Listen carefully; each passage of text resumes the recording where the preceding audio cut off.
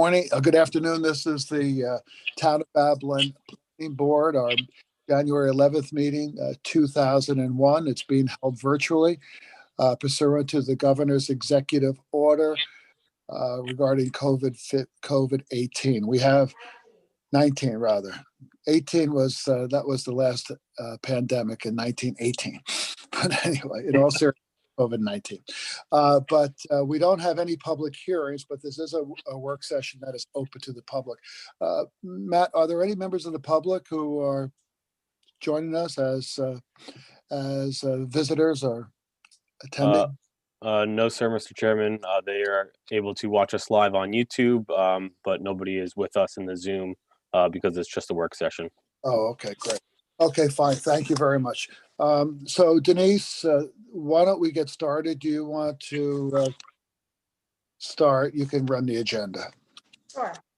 Okay, so the first item is resolution for a modified site plan, job number 17-12AD VIP Auto Group. But in this case, we're going to go to letter B first, which is the communications regarding this job. And it's a memo dated January 6, 2021 from Rachel Shelfo, Commissioner of Planning and Development, to Patrick Halpin, Chairperson of the Planning Board, regarding Planning Board job number 17-12AD VIP Auto Group, stating no objection to the approval of the modified site plan, which brings us back to the resolution at letter A. Okay. Matt, is there anything you want to add beyond what the commissioner reported in her memo to us? Just for a brief background, this is just a modified site plan. The site was previously approved by the board. It's for the Subaru dealership. This is the showroom located on Sunrise Highway. They also have an adjacent lot where they store new vehicles, and this was simply a modification to their site plan to rearrange kind of the configuration of vehicles and outside storage at the site. They were actually able to reconfigure to a more functional layout, which added some space and therefore affected their parking calcs and their overall site plan calculations. But there are no objections from planning. Thank you. From the standpoint of parking, how many slots did they add? I know they acquired those additional that property adjacent to them. I don't know off the top of my head the exact number. It was actually outside storage space that was acquired, not parking.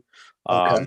So they have the same number of parking stalls, but they increased their outside storage and therefore their parking requirements. But again, that parking requirement comes from storage of vehicles, not really by any additional people occupying the site. Right. Okay. So it's for outside storage. Do any of the board members have any questions regarding this? Modified? No? Nope. No? Okay. Go ahead, Denise. What's next? Do we have to approve the? Make a motion. Okay. Mr. Chairman. Sir, Richard. The as Matt indicated, this is the modified site plan adding additional outside storage, and the resolution requires some drafting and Scrivener's corrections. So the resolution approving the modified site plan needs to be approved as amended tonight with those minor corrections, please. Okay, so the resolution was emailed to us today, right? Okay, what are the changes, Richard? You could just...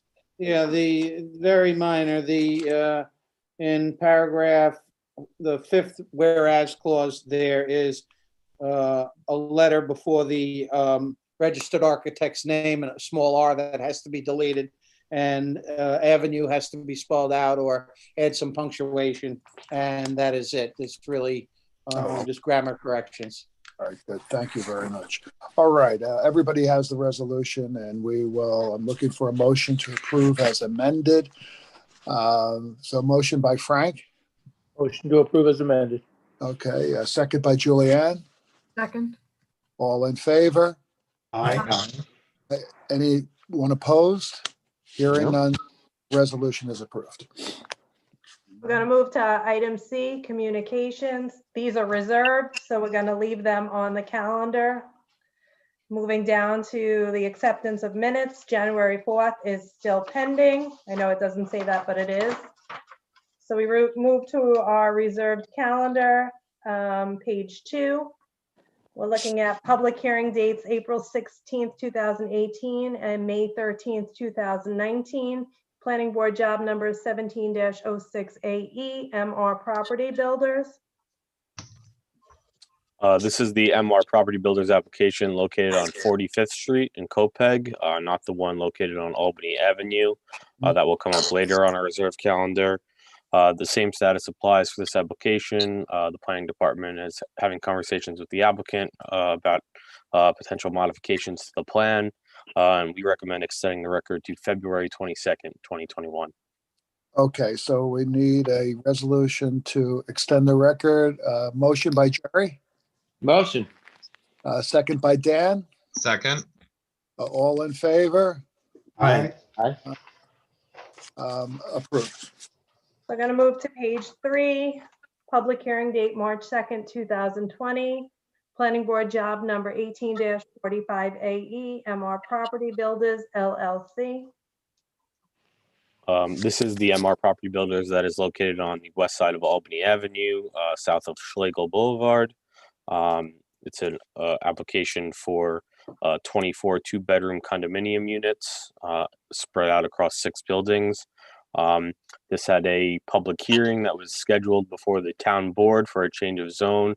That was adjourned to January 20th. And the planning department will be hosting a community meeting to hear any public concerns tomorrow night via Zoom. So we recommend extending the record until after the town board public hearing on the change of zone. We make a recommendation to extend the record to February 8th, 2021. Okay, any questions about that? Nope. All right, hearing none, we need a motion to extend the record. Motion by Ed. Motion. Okay, second by Michael. Second. All in favor? Aye. Aye. Anyone opposed? Hearing none, it's approved. So we're going to move to page 4 on the reserved calendar. Public hearing date, September 21st, 2020. Planning Board job number 20-06AE, Gaetano Pinello. This is also on our addendum as item A for a work session for a recommendation to the town board for a change of zone. Matt, Yeah, so this is located at the corner of Hawkins Boulevard and Montauk Highway in Copeg. This is the kind of second phase of a application for multi-res. A previous application was approved that wrapped around this property, and the applicant was able to acquire the corner property that was formerly a bar and add it to its already approved development. There are no outstanding comments from any departments. As Denise had mentioned, it is on our addendum for the recommendation to town board for the change of zone. But while that process is undergoing, we also recommend extending the record to February 22nd, 2021. okay, any questions about that? No. Any members? No? Okay, motion by Julianne to extend the record. Motion to extend? Okay, second by Dan. Second. All in favor? Aye. Aye, approved. Hearing no objection. Going to move to page 5 on the reserved calendar. Planning Board public hearing dates, November 14th, 2020. I'm sorry, September 14th, 2020. Planning Board job number 16-19AF, Acadia Republic, Farmingdale, LLC. These revisions that were recently or last submitted are currently under review by a few of the different departments, including planning and engineering. We recommend extending the record to February 8th, 2021. All right. Are there any questions? No. Okay, motion by Michael to extend the record. Second by Jerry. Second. All in favor? Aye. Aye, approved. Hearing no objections. I will move to our addendum. As discussed, item A is the work session for Planning Board job number 20-06AE, Gaetano Pinello. And item B is a resolution recommendation to the town board, also planning board job number 20-06 AE, Gaetano Pinello. Matt, Um, you Yep, just so- gave a report about that? yeah, that's the same status as update from before. Just a second phase to add a piece of property to a previously approved development. Well, we just extended the record, correct? So are you recommending that we do what with the, Mr. Chairman, this Go ahead. is there is the resolution on the table recommending to the town board okay, change of zone. all right. Are there any questions any of the board members have? No. No? Okay. So should we go to item B? Yep, to make a motion on item B. Okay, all right. Do you want to read that into the record? Or did you just do that? Sure. B is resolution recommendation to the town board for a change of zone, planning board job number 20-06 AE, Gaetano Pinello. Okay. Let's see, motion by Jerry, Motion. second by Ed. Second. All in favor? Aye. Approved. Item C on the addendum is an architectural review, application number 135460, Michelle Cangelosi, I think, expansion of an existing house. Everything is in good order with this application. This is a second story addition of approximately 37 feet by 25 feet. And zoning board of appeals approval was just recently obtained last week. There are no other outstanding comments from planning. All right, any questions? Okay, hearing none, motion by Dan, Motion? second by Michael. Second. All in favor? Aye. Aye. Anyone opposed? Hearing none, it's approved. Item D on the addendum is an email dated December 30th, 2020 to Rich Schaefer, Town of Babylon, from Diane Hawkshurst regarding planning board job number 18-25 AE, Gail Grace Estates modified, expressing opposition to the applicant's proposal. Questions? Nope. Hearing, everybody's read, I'm sorry, read it, that's read and filed. And that's it on our agenda. Okay. All right. Richard, I saw your picture in the paper, Rich Grow, today. Yeah, that was great. That was Yeah, it's great. a good project, the stormwater wetland. Yeah, tell us a little bit about that. That's great. I read it carefully. I said, gee, this is a very good project. How will that mitigate flooding that area has had? Well, there's a concern regarding the heavy rainfall events, kind of combining with coastal flooding downstream on Carl's River. So this will capture some of the runoff from Sunrise Highway, and it'll get impounded, in a pond area. Will also get treated by wetland plants. So it's actually a pollution mitigation project too. That particular area is prime trout habitat. So it's a good place, to put in this project. And it's surplus town land. We've owned it for many years. I came upon it and I went to the officials. I said, hey, could we do an environmental project here? And finally it came. After many years, we got it, underway. So it's a good thing. Well, that's great. Congratulations. It just shows Thank you you. the power of persistence. Yeah. And We got to be persistent around here. You also hung in at the town long enough to see these projects through. It takes time. Yes. But, Thank you. does anybody else have anything else that they want to bring up? Matt, is there anything? No, I don't think so. There is no meeting next week. The town's closed on Monday for Martin Luther King Jr. Day. And then we'll have a hearing the following week for a minor subdivision. Okay. Richard, Nothing to add further, Mr. Chairman. any of the board members want to bring anything up? I'm good. Well, I wanted to bring up the resolution that we just passed recommending the change of zone actually got me thinking. And I did have this conversation with Matt. earlier this week. The things that are going on in Copec, and that particular project is a good example of it, is a big improvement for what was there. But what struck me was here we are we did the change of zone for the first phase of that. Now we're doing the second change of zone. And it just struck me that it would seem and all of those things together will be a big improvement. And together they'll work better. And it's unfortunate, and maybe that's the wrong word, but it would be better in the future if the town, and I know they tried to do this in other areas with a broad overlay zone, but in particular places where it was appropriate. And this is an area where all of those areas on 27 on Montauk Highway, Merrick Road, are going through changes. And it's for the better.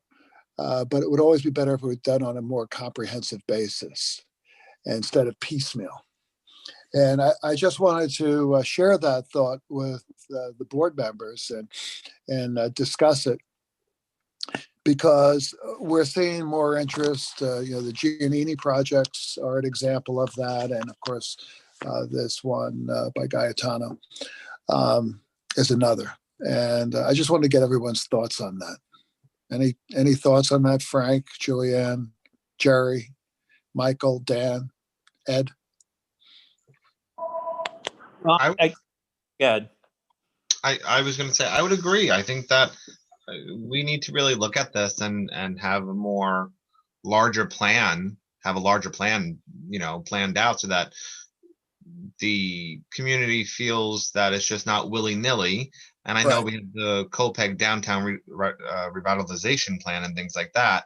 But time and time again, the community comes to us and saying that they don't feel as if they're part of it, or they're not aware of it, and not in my backyard and things like that.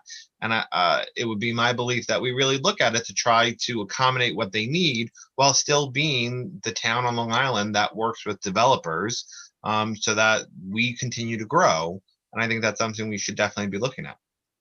Right. Well, I too, Jerry, you know real estate as well as anybody. And Matt, why don't you give a perspective when the town thought about doing, because I want to get Jerry's thought on that. And when the town thought about doing something with all the strip centers across the town, it was too much for the public in a lot of the communities to understand. And in my impression, not enough work was done. But where we're beginning to see areas like Copeg go through these changes, and I think and Matt, maybe you could provide some insight. Right now, we're doing these spot change. The town is being asked to do these spot zone changes, and give the board your thoughts on that. Yeah, I think you mentioned like the town had considered in the past different type of code, mixed use code that would allow for different types of development, because we're seeing across our town, and we're hearing it from the real estate community and developers, that it's becoming more and more difficult to find retail tenants. And we've seen retail changing even pre-COVID and even now currently. So kind of looking at how to reuse some of these properties so that they don't become a blight on the community. They aren't vacant.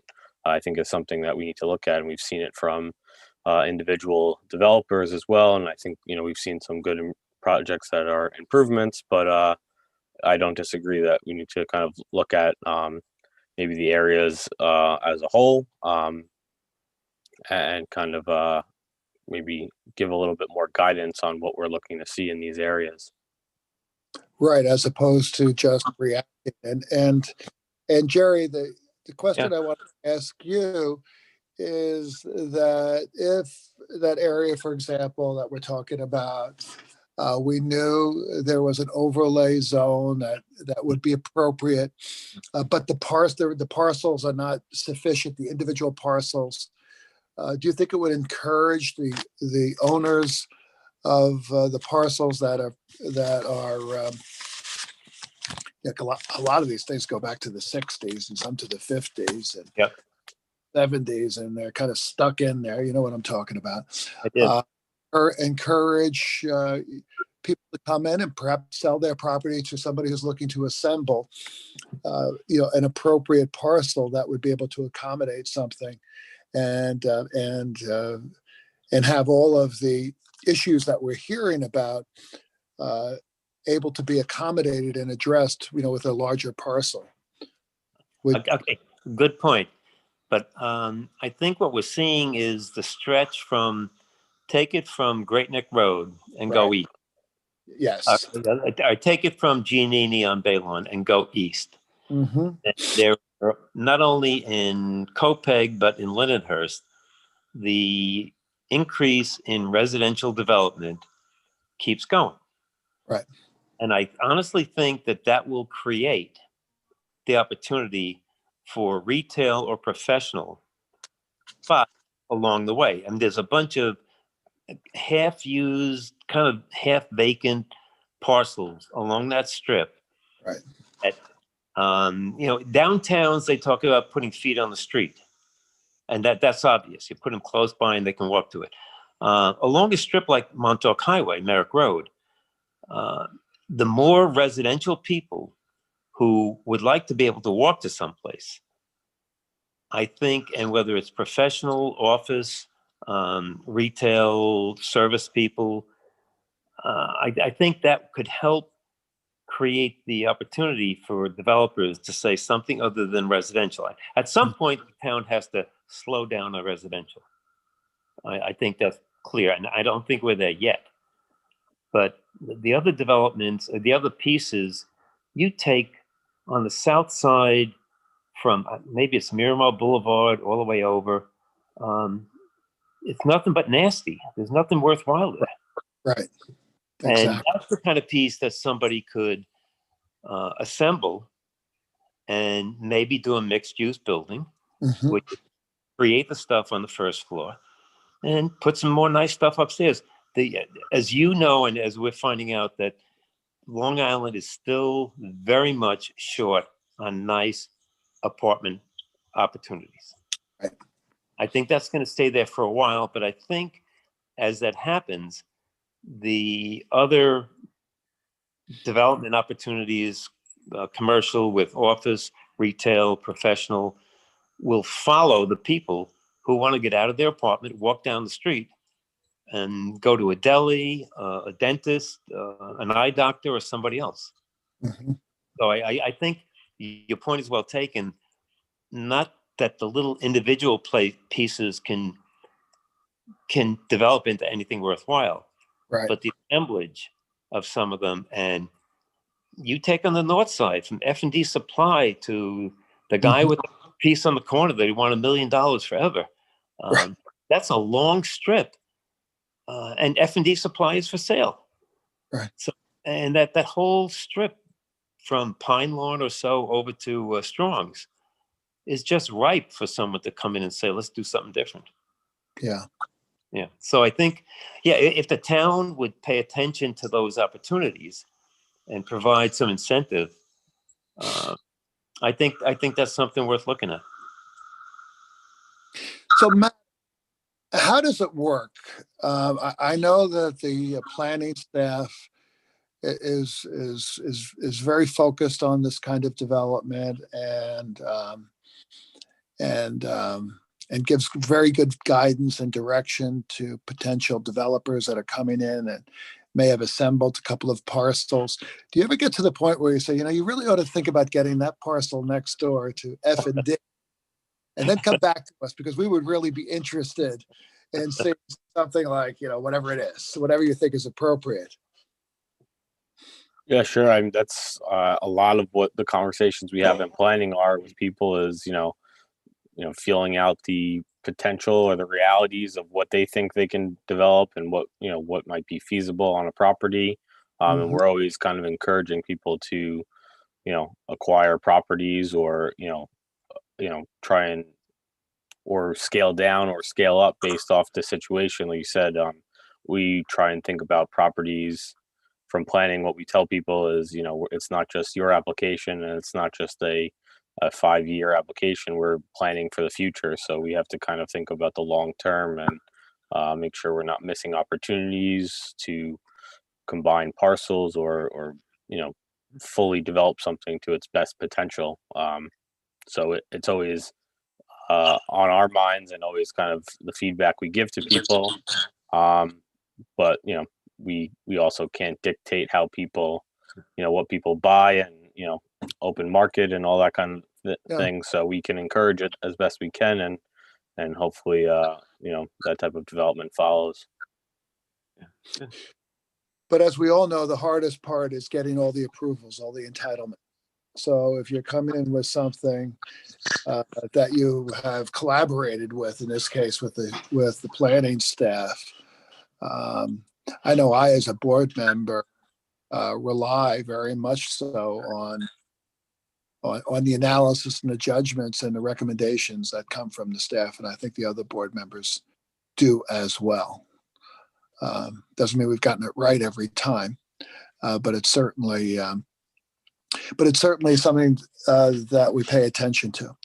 Speaking of COPEG, and maybe this is a part of it, but all the concerns we hear from the residents who are concerned about Gale Grace Estates and the issues around traffic, which come up at every meeting these days, not just traffic up and down, you know, the streets that that go to Tanner Park, but those going through the business area.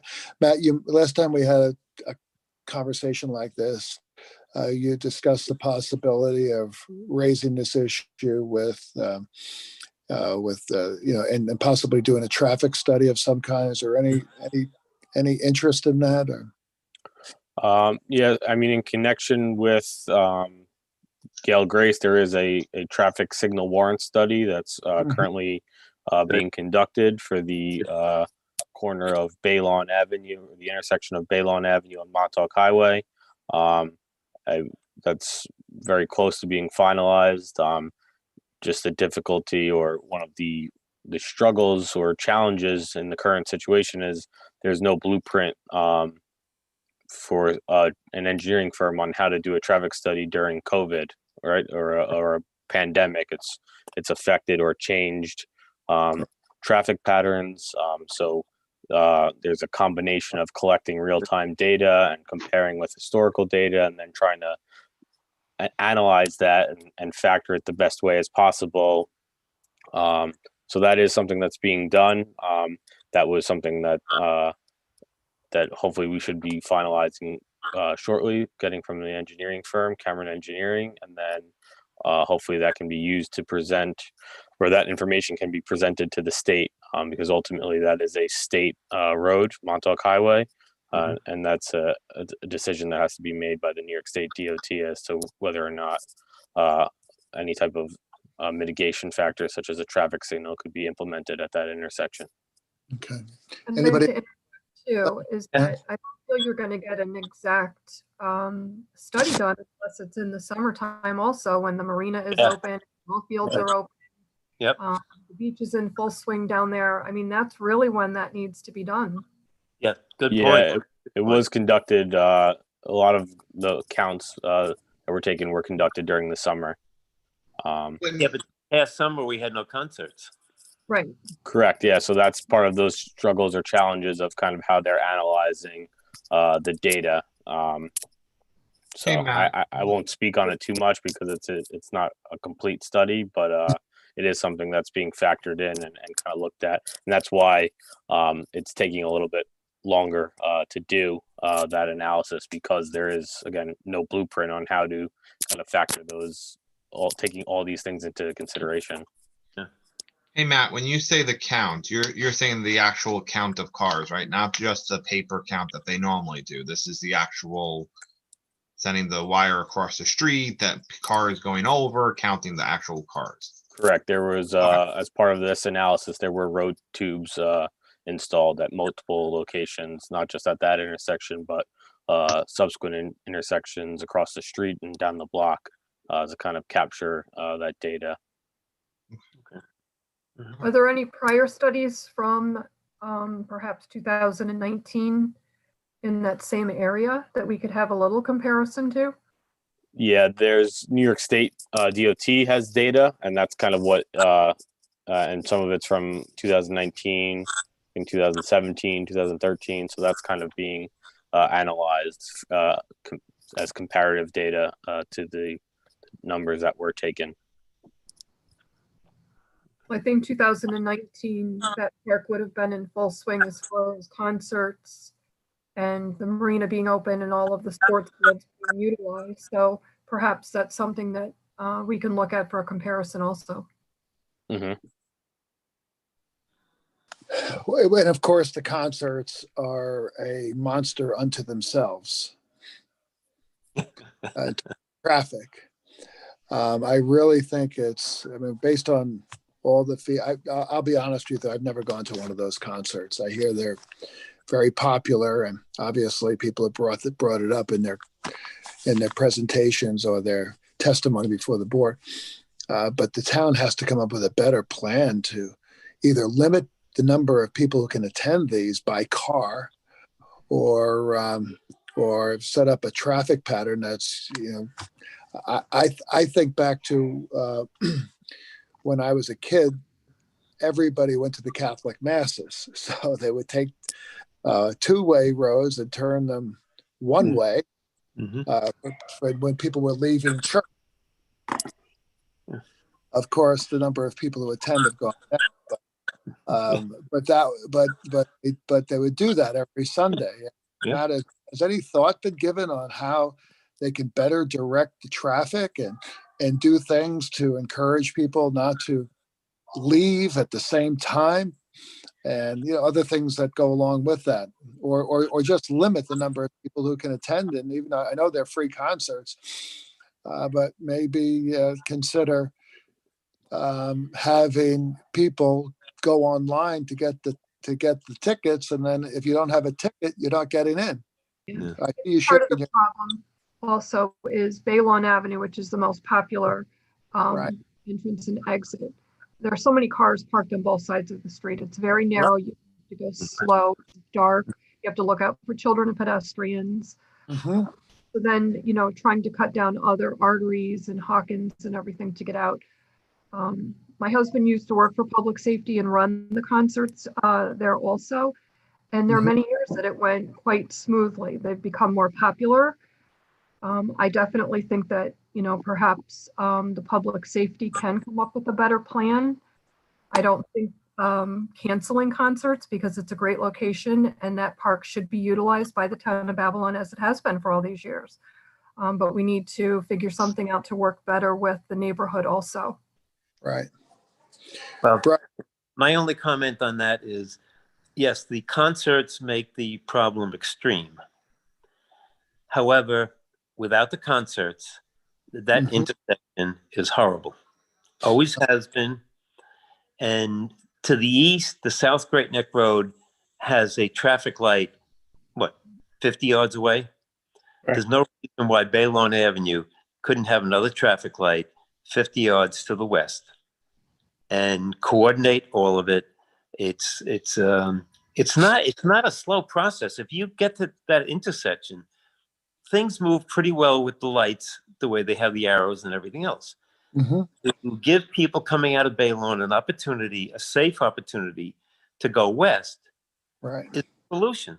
And Giannini's number of people who are going to come out of that place at any time, at one time, is not going to change or impact that traffic count. The problem existed before. Right. I don't know if during concerts, if they could change the timing on the release of the people from Baylon Avenue going west to make that a longer term. I don't know anything about traffic timing, but they need, whether it's somebody in a orange jersey with a a flare or a traffic light that can be changed during those concerts, let a bunch of people go west. Going east is not a big deal. And direct them accordingly. Hey, Yeah. hey, Matt, correct me if I'm wrong. I thought somebody doing a traffic study had mentioned that the problem was with the state would not allow a traffic signal so close to the one over there by the, it was too close, the intersections were too close. Is that Right. correct? That's what we've heard in the past, I believe, from the DOT. That's why another study was commissioned, and a condition was that the applicant pay for that study, and that's what's currently being done. And the town is utilizing Cameron Engineering to conduct that study to see if the numbers have changed and to get analysis of that intersection to see if something has changed or if there are other warrants or data that could be used to then make that argument again to the DOT, because ultimately that is a DOT controlled intersection, and we could agree or disagree all we want about what needs to be done there, but whatever is done there, it will be done by the DOT. And from what we've seen in the past and how DOT works, and how engineering works, it's a very data driven fields, particularly traffic. So that's why the study needs to be done so that that it can be used. It can't just be anecdotal evidence, right? And we know that, but now that we're collecting some hard, data as well to kind of support those claims, and then to be used to, make a case to the DOT about what can be done at this intersection. Okay. Okay. Anything else on anybody's mind? Mhm. All right. That was good discussion, good conversation. I appreciate it. All right. Let's see. We need a motion to adjourn. Is that right? Motion to adjourn at 7:40 PM. Thank you, Julianne. Thank you for rounding it off because it's easier for me. Second by Jerry.